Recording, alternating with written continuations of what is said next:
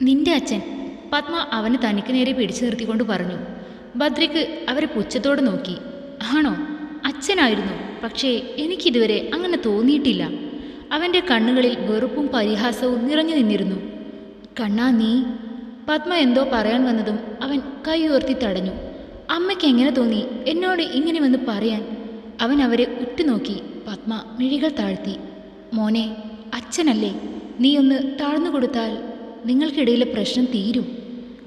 അച്ഛനാണ്. എൻ്റെയല്ല, ഹരിയുടെ മാത്രം അച്ഛൻ. എനിക്ക് അച്ഛനില്ല. ആരേലും ചോദിച്ചാൽ അങ്ങനെ പറഞ്ഞാൽ മതിയെന്ന് എന്നോട് പറഞ്ഞിരുന്നു അദ്ദേഹം. ശക്തമായ വാക്കുകൾ പറഞ്ഞു തീർക്കും മുമ്പേ അവൻ്റെ ശബ്ദം ഇടറിയോ. എനിക്ക് ഹരിയോടും അവൻ്റെ അച്ഛനോടും ഒരു വിരോധമില്ല. ശല്യം ചെയ്യാൻ ഇങ്ങോട്ട് വരാതിരുന്നാൽ മതി. അതമ്മയൊന്ന് പറഞ്ഞേക്ക്. ബദ്രി ഉമ്മറത്തിരിക്കുന്ന ദത്തനെ ഒന്ന് നോക്കാൻ മറന്നില്ല. പത്മ അവൻ്റെ കൈ പിടിച്ചു. അദ്ദേഹത്തെ നയനെ നിർബന്ധിച്ചുകൊണ്ട് വന്നതാണ്. എന്നിട്ട് നീ ഒന്നും മിണ്ടപോലും ചെയ്യാത്തത് മോശമല്ലേടാ. നയനെയല്ലേ ഇങ്ങോട്ട് കൊണ്ടുവന്നത്, ഞാൻ ക്ഷണിച്ചിട്ടില്ല ആരെയും. ബദ്രി അമ്മയുടെ കൈകൾ കുടഞ്ഞെറിഞ്ഞു. നീ എന്നു മുതലാ കണ്ണ എന്നെ അനുസരിക്കാതെ ആയത്? പത്മ ശബ്ദം കടുപ്പിച്ച് അവനെ നോക്കി. അമ്മ എന്നു മുതലാ ഭർത്താവിനെയും എന്നെയും യോജിപ്പിക്കാൻ കോൺട്രാക്റ്റ് എടുത്തത്? അമ്മയ്ക്ക് ഭർത്താവിൻ്റെ കാര്യം മാത്രമേ അറിയൂ. എന്നെ കാണുന്നില്ല നിങ്ങൾ? ഭർത്താവിന് വേണ്ടി എന്നെ അകറ്റി നിർത്തി ഹരിയെ കൊഞ്ചിച്ച് നടന്നു. എന്നിട്ട് എന്നെയും പിടിച്ചിരുന്ന് കരയും. അതിനു മാത്രം എന്നെ വേണം. കരയുമ്പോൾ താങ്ങാവാൻ. അല്ലാത്തപ്പോൾ ആ അച്ഛനും മകനും. അമ്മയ്ക്ക് എന്നെ നോക്കാനോ സ്നേഹിക്കാനോ നേരെയില്ല. അന്നും ഇന്നും ആക്ഷേപിക്കലും ഉപദ്രവിക്കുകയും ചെയ്തിരുന്നവരെ പരിപാലിച്ചു. അപ്പോഴൊന്നും അവരോട് എനിക്ക് വേണ്ടി സംസാരിക്കുന്നത് ഞാൻ കേട്ടിട്ടില്ല. എല്ലാവർക്കും എന്തേലും പ്രശ്നം വന്നാൽ ബദ്രി വേണം. ബദ്രി ദേഷ്യത്തിൽ മുഷ്ടി ചുരുട്ടി പിടിച്ചു. കണ്ണുകളിൽ നനവ് പടർന്നു. പത്മ അവൻ്റെ വാക്കുകളിൽ തളർന്നുപോയി. എന്നെക്കുറിച്ചെങ്കിലും മനസ്സിലാക്കിയിരുന്നെങ്കിൽ, എൻ്റെ സങ്കടം അറിഞ്ഞിരുന്നെങ്കിൽ ഒരിക്കൽ പോലും അയാളോട് സംസാരിക്കണമെന്ന് പറഞ്ഞ് നിങ്ങൾ എൻ്റെ മുന്നിൽ വരില്ലായിരുന്നു. അമ്മയുടെ മുന്നിൽ വെച്ച് അയാൾ എന്നെ തല്ലിയിട്ടില്ലേ? ആ ഹരിയുടെ വാക്ക് കേട്ട് അവനെക്കൊണ്ട് എന്നെ തല്ലിച്ചിട്ടില്ലേ? വീട്ടിൽ നിന്ന് ഇറക്കി വിട്ടില്ലേ? ജയിലിൽ അടച്ചില്ലേ? എന്നിട്ടും സമാധാനം തന്നോ? പൂനെ അച്ഛനെ വരെ ഉപദ്രവിക്കാൻ ശ്രമിച്ചില്ലേ? ഓരോ കാര്യങ്ങളും നല്ല ഓർമ്മയുണ്ട്. ഒന്നും ഞാൻ മറന്നിട്ടില്ല, മറക്കാൻ കഴിയില്ല. അത്രയ്ക്ക് ഞാൻ വേദനിച്ചിട്ടുണ്ട്. അവൻ്റെ ശബ്ദം ഇടറി. പുതിയ ബന്ധങ്ങളൊന്നും എനിക്ക് വേണ്ട. എൻ്റെ സന്തോഷം ഇപ്പോൾ എൻ്റെ കുടുംബമാണ്. അതിൽ സന്തോഷം കണ്ടെത്താനാണ് എനിക്കിഷ്ടം. ഹരിയോടും അവൻ്റെ അച്ഛനോടും എനിക്ക് പകയോ വെറുപ്പോ ഇല്ല. ഞാൻ മനസ്സമാധാനത്തോടെ ഒന്ന് ജീവിച്ചോട്ടെ അമ്മേ, പ്ലീസ്. ബദ്രി അമ്മയുടെ കൈ രണ്ടും കൂട്ടിപ്പിടിച്ചുകൊണ്ട് പറഞ്ഞു. പത്മ കണ്ണു നിറച്ചവനെ നോക്കി. കണ്ണേട്ടാ വാ. മുറ്റത്ത് ബൈക്ക് കൊണ്ടുവന്ന് നിർത്തി അപ്പു വിളിച്ചു. ബദ്രി അവനടുത്തേക്ക് നടന്നു. പാറുവും കുൽസവും ബൈക്കിൽ നിന്ന് ഇറങ്ങാതെ കരയുവാണ്. എന്താ, എന്തു പറ്റി? പാറൂട്ടിയെ ബൈക്കിൽ നിന്ന് എടുക്കാൻ ശ്രമിക്കുന്ന ശങ്കറിൻ്റെ അടുത്ത് ചെന്ന് ബദ്രി ചോദിച്ചു. നിന്റെ കൊച്ച് ബൈക്കിൽ നിന്ന് ഇറങ്ങുന്നില്ല, ശങ്കർ പറഞ്ഞു. പാറുക്കുട്ടി അപ്പുവിനെ ചുറ്റിപ്പിടിച്ചിരുന്ന് കരയുവാണ്. ഒന്നിനെ ഒരുവിധം ഞാൻ പിടിച്ചെത്തു. കുറച്ച് മാറി കരയുന്ന കുൽസുവിനെ കാണിച്ചു. അമ്മാളു എടുത്തു നടന്ന് കരച്ചി മാറ്റുവാണ്. ബദ്രി ചിരിച്ചു. അവൻ ബൈക്കിൽ കയറി. അമ്മാളു മോളെ ഇങ്ങത്താ, ബദ്രി അമ്മാളുനോട് വിളിച്ചു പറഞ്ഞു. അമ്മാളു കുൽസുവിനെ കൊണ്ടുവന്നു. ബദ്രി രണ്ട് കുഞ്ഞിപ്പെണ്ണുങ്ങളെ മടിയിലിരുത്തി. വണ്ടിയെടുക്കടാ. ത്രില്ലടിച്ചിരിക്കുന്ന അപ്പുവിൻ്റെ തോളിൽ മെല്ലെ തട്ടി. എപ്പോ എടുത്തുവെന്ന് ചോദിച്ചാൽ പോരെ? അപ്പു സന്തോഷത്തോടെ ബൈക്ക് മുന്നോട്ടെടുത്തു. ഇത്തവണ ബൈക്ക് ഗേറ്റ് കടന്ന് വഴിയിലേക്കിറങ്ങി. പത്മ അതെല്ലാം നോക്കി നിൽക്കുമായിരുന്നു. ബദ്രി പറഞ്ഞത് തന്നെ ചെവിക്കുള്ളിൽ മുഴങ്ങി കേൾക്കുന്നത് പോലെ. കണ്ണു തുടച്ചവൾ തിരിഞ്ഞപ്പോൾ കണ്ടു പുറകിൽ നിൽക്കുന്ന രാമനാഥനെ. ഒന്ന് ഞെട്ടിയെങ്കിലും പിന്നെ മുഖം താഴ്ത്തി. അവൻ്റെ പെറ്റമ്മ തന്നെയല്ലേ നീ? ആ ചോദ്യം കേട്ടതും പൊള്ളലേറ്റൽ പോലെ പത്മയുടെ ഉള്ളൊന്ന് പിടഞ്ഞു. എല്ലാം ഞാൻ കേട്ടു. ഒരമ്മ എന്ന നിലയിൽ അവനോട് താൻ നീതി കാട്ടിയിട്ടുണ്ടോ എന്ന് ആലോചിക്കേണ്ടിയിരിക്കുന്നു. അത്രയും പറഞ്ഞയാൾ വഴിമാറിക്കൊടുത്തു. ഏയ് ഉണ്ണീട്ടാ, അവൾ വിളിച്ചു തീരും മുന്നേ അവൻ അവളെ പൊക്കിയെടുത്ത് ബെഡിലേക്കിട്ടിരുന്നു. കഷ്ടമുണ്ട് കേട്ടോ, ഞാനൊന്ന് ഡ്രസ്സ് മാറട്ടെ. തനിക്ക് മേൽ കൈകുത്തി നിന്ന് പ്രണയത്തോടെ നോക്കുന്ന ശങ്കറിന്റെ നോട്ടത്തെ അവഗണിച്ചുകൊണ്ട് അവൾ അവനെ തള്ളി മാറ്റാൻ നോക്കി. അവളുടെ കാതിലേക്ക് മുഖം ചേർത്ത് വെച്ചവൻ പതുക്കെ പാടി. അവൻ്റെ സ്വരമധുരയിൽ അവൾ സ്വയം മറന്നു കിടന്നു. ശങ്കർ അവളുടെ നെറുകയിൽ പ്രണയത്തോടെ ചുംബിച്ചു. മാളു, അവൻ ആർദ്രമായി വിളിച്ചു. അവളൊന്നും മിണ്ടിയില്ല. മാളുസേ. മെല്ലെ മിഴികൾ തുറന്നവനെ നോക്കി. I love you. അവളുടെ ചുണ്ടിൽ നാണത്താൽ കുതിർന്ന പുഞ്ചിരി വിരിഞ്ഞു. മുഖം ചുവന്നു. മുന്നോട്ട് വന്ന് അവനെ വാരി പുണർന്നു. ലവ് യു മോർ ഉണ്ണിയേട്ടാ, അവൻ്റെ കഴുത്തിലേക്ക് മുഖം ചേർത്ത് വെച്ചവൾ പറഞ്ഞു. ശങ്കർ പുഞ്ചിരിയോടെ അവളെ ചുറ്റിപ്പിടിച്ചു. പിണക്കം മാറിയോ? ഇനി കള്ളം പറയോ? മുഖം ഉയർത്തി അവൾ പരിഭവത്തോടെ ചോദിച്ചു. കൊച്ചുകുട്ടികളെ പോലെ അവൻ ഇല്ലാൻ തലയാട്ടി.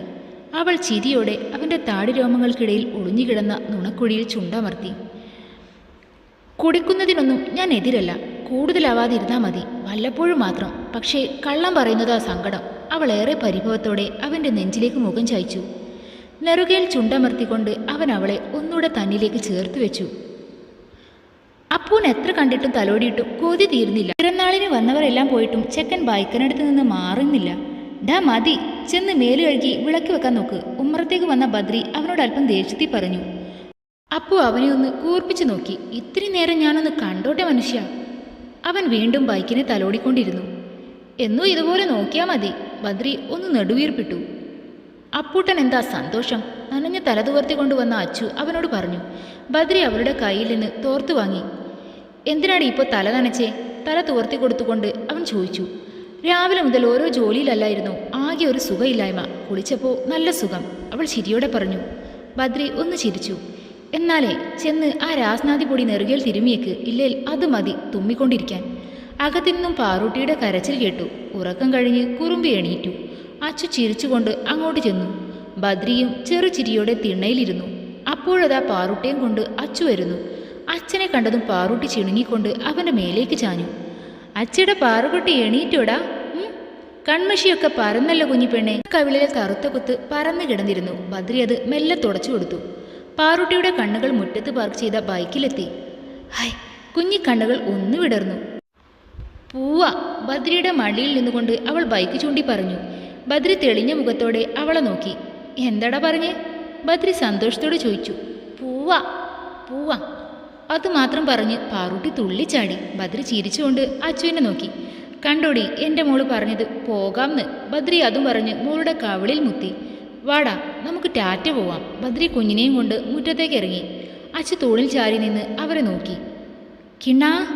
രാത്രിയിൽ അവൻ്റെ നെഞ്ചോരം ചേർന്ന് കിടന്നവൾ വിളിച്ചു. ബദ്രി ആലസ്യത്തോടെ കണ്ണുകൾ തുറന്നു. പിടക്കുന്ന അവളുടെ മിഴികളിലേക്ക് ഒന്ന് നോക്കി പ്രണയവേഴ്ചയുടെ ആലസ്യത്തിൽ നിന്ന് മുക്തനാവാതെ പുഞ്ചിരിച്ചു. അവളുടെ തോളിൽ മുഖം ചേർത്ത് കിടന്നു. കിണ്ണാ. വീണ്ടും അവൾ ചിണുങ്ങി. അവനൊന്ന് കുറുകി. അവളെ അവനിലേക്ക് വാരി പിടിച്ചു. എന്തേ അച്ഛനോടൊന്നും മിണ്ടാനേ? ബദ്രി അവളുടെ തോളിൽ നിന്ന് മുഖമുയർത്തി അവളെ നോക്കി. ഞാൻ ശ്രദ്ധിച്ചായിരുന്നു. അവൾ അവൻ്റെ കവിളിൽ കൈ ചേർത്തുകൊണ്ട് പറഞ്ഞു. പറ്റുന്നില്ല അച്ചു, അവരോട് അടുക്കാൻ എന്നെക്കൊണ്ട് പറ്റില്ല. ഞാൻ അവരുമായി ചേരില്ല. അവൻ അവളുടെ കണ്ണുകളിലേക്ക് ഉറ്റുനോക്കി. ഹരിക്ക് അച്ഛൻ എങ്ങനെയാണെന്ന് അറിയില്ല, പക്ഷേ ഹരിയുടെ അച്ഛന് അവൻ്റെ ജീവനാണ്. ഞാൻ എന്നും അവർക്കിടയിൽ അധികപ്പറ്റ ആഗ്രഹിക്കുന്നില്ല. ഞാൻ അവരുമായൊരു ബന്ധം, അവൻ മുഷിച്ചിലൂടെ പറഞ്ഞു. മലർന്ന് മച്ചിലേക്ക് നോക്കിക്കിടന്നു. കുഞ്ഞുനാൾ മുതൽ ഈ കാലം വരെ ഒരുപാട് അനുഭവിച്ചതാ. അവഗണന, പരിഹാസം.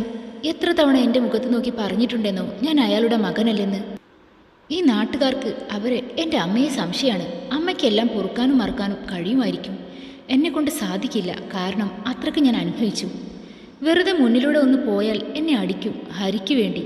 കൂട്ടുകാരൊക്കെ സ്കൂളിൽ നിന്ന് ടൂർ പോകുമ്പോൾ ഹരിയെ വിടും, എന്നെ വിടില്ല. പോകാൻ പൈസ തരില്ല. മനസ്സ് കൈവിട്ട് പോയ നിമിഷങ്ങളുണ്ട് അച്ചു. രണ്ടിനെയും കൊല്ലാൻ വരെ തോന്നിയിട്ടുണ്ട് എനിക്ക്.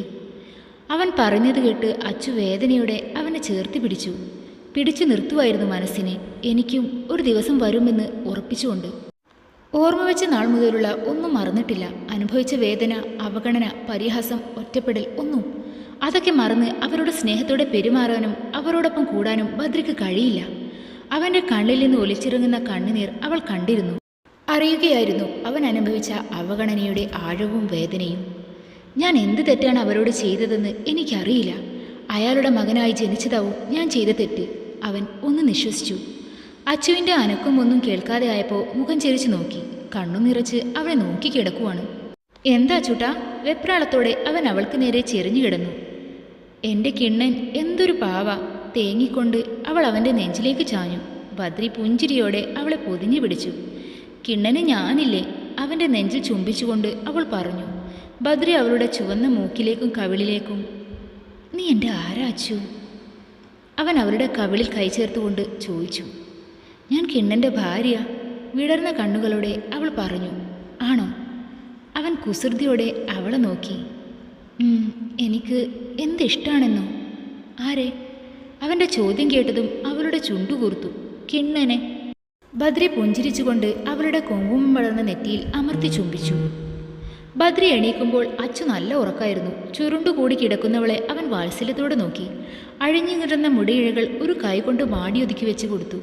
ബാത്റൂമിൽ പോയി തിരികെ വന്നപ്പോൾ പാറുകുട്ടി കണ്ണും തുറന്ന് കിടപ്പുണ്ട്. അച്ഛയുടെ പാറുക്കുട്ടി എണീറ്റോ? അച്ഛൻ്റെ ചോദ്യം കേട്ടതും പാറുക്കുട്ടി ചിരിച്ചു. കൈ നീട്ടി എടുക്കാൻ കാണിച്ചു. ബദ്രി അവളെ ചെന്ന് എടുത്തു. അവൾ ഉറങ്ങിക്കിടക്കുന്ന അച്ചുവിനെ നോക്കി. അമ്മ ഉറങ്ങുവാടാ, ഉറങ്ങിക്കോട്ടെ, നമുക്ക് പോകാം. അവൻ മോളെ കൊഞ്ചിച്ചുകൊണ്ട് റൂമിന് പുറത്തേക്ക് ഇറങ്ങി. അപ്പു എണീറ്റിട്ടുണ്ട്, ബൈക്കിനടുത്താണ്. ചായ, അവൻ ഉമ്മറത്ത് ചെന്ന് നിന്ന് വിളിച്ചു പറഞ്ഞു. ആ ടേബിളിൽ ഇരിപ്പുണ്ട് മനുഷ്യ, ഞാനൊന്ന് എൻ്റെ ബൈക്കിനെ കൺകുളിർക്കെ കണ്ടോട്ടെ. ഹോ, ഇന്നലെ കണ്ടത് നീയല്ലാന്ന് തോന്നുന്നു. കൂടുതൽ അതിന് മിനുക്കാതെ കയറിപ്പോടാ അകത്ത്, ബദ്രി കള്ള ദേഷ്യത്തോടെ പറഞ്ഞു.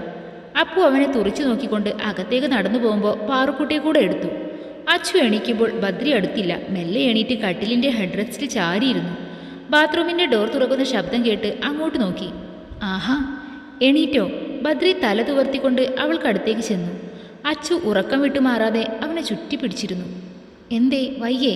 അവൻ അവളുടെ കവിളിൽ തഴുകി. അവൾ ഒരു കള്ള ചിരി ചിരിച്ചു. ഇടയ്ക്കെപ്പോഴോ കണ്ണുകൾ ക്ലോക്കിലേക്ക് പോയി. പെട്ടെന്ന് ഞെട്ടി എണീറ്റു. സമയം ഇത്രയായോ? പിന്നെ നീ നല്ല ഉറക്കമായിരുന്നു, വിളിക്കാൻ തോന്നിയില്ല. ചെന്ന് ഫ്രഷായി വാ. കുറേ നാൾക്ക് ശേഷം അപ്പുവിൻ്റെ ദോശ കഴിക്കാൻ ഒരവസരം കിട്ടിയതാ. കയ്യിലെ തോർത്ത് അവളെ ഏൽപ്പിച്ചുകൊണ്ട് അവൻ പറഞ്ഞു. അച്ചു തലയാട്ടിക്കൊണ്ട് ബാത്റൂമിലേക്ക് കയറി. കുളിച്ചു വന്നപ്പോൾ കണ്ടത് ആർക്കോ ഫോൺ ചെയ്യുന്ന ബദ്രിയാണ്. ശരി, ഞാനൊരു 11 മണിയാകുമ്പോഴേക്കും എത്താം പറഞ്ഞ് അവസാനിപ്പിച്ചുകൊണ്ട് ബദ്രി ഫോൺ കട്ടാക്കി. ആരെ കിണ്ണ? രാമച്ചനാണ്. അവൻ മറുപടി കൊടുത്തുകൊണ്ട് അവരുടെ കയ്യിലെ തോർത്തു വാങ്ങി തല തുവർത്തി കൊടുത്തു. ഈറൻ മുടി കോതി ഒതുക്കി കൊടുത്തു. ഉണങ്ങിക്കഴിഞ്ഞിട്ട് കെട്ടിവെച്ചോ, ഇപ്പോൾ വാ. അവളുടെ കൈയും പിടിച്ചവൻ ഹാളിലേക്ക് ചെന്നു. അപ്പു പാറൂട്ടിയെ ബൈക്കിലിരുത്തി കളിപ്പിക്കുവാണ്. ബദ്രി അച്ചുവിന് ദോശയെടുത്ത് വാരിക്കൊടുത്തു. വേഗം കഴിക്കച്ചു, എനിക്ക് പോകാനുണ്ട്. ധൃതിയിൽ ദോശക്കഷ്ണം അവളുടെ വായിലേക്ക് വെച്ചവൻ പറഞ്ഞു.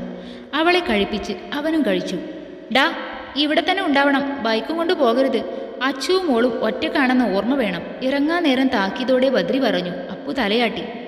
കിണ്ണ. ജിപ്സിക്കടുത്തേക്ക് നടക്കാൻ ഒരുങ്ങവേ അച്ചുവിൻ്റെ വിളി വന്നു. പടികൾ ഓടിയിറങ്ങി തനിക്കടുത്തേക്ക് വരുന്നവളെ അവൻ നോക്കി. പതുക്കി അച്ചു ശാസനയോടെ അവളോട് പറഞ്ഞു. എന്താടേ? തൻ്റെ മുന്നിൽ വന്ന് നിന്ന് കിതക്കുന്നവളെ പുറത്ത് പതിയെ തലോടി. കയ്യിലുള്ള റിബൺ അവന് നേരെ നീട്ടി. മുടി ഉണങ്ങി, കിണ്ണൻ കെട്ടി തന്നിട്ട് പോക്കോ, അവൾ ചിണുങ്ങിക്കൊണ്ട് പറഞ്ഞു. ബദ്രി അറിയാതെ ചിരിച്ചുപോയി. വാച്ചിലൊന്ന് നോക്കിയ ശേഷം അവളെ തിരിച്ചു നിർത്തി മുടി ഇരു സൈഡിലേക്കും പിന്നിട്ട് കൊടുത്തു. ഇനി പൊക്കോട്ടെ? നെറ്റിയിൽ സ്നേഹചുംബനം നൽകിക്കൊണ്ട് അവൻ ചോദിച്ചു. വേഗം വരണേ. വരാം.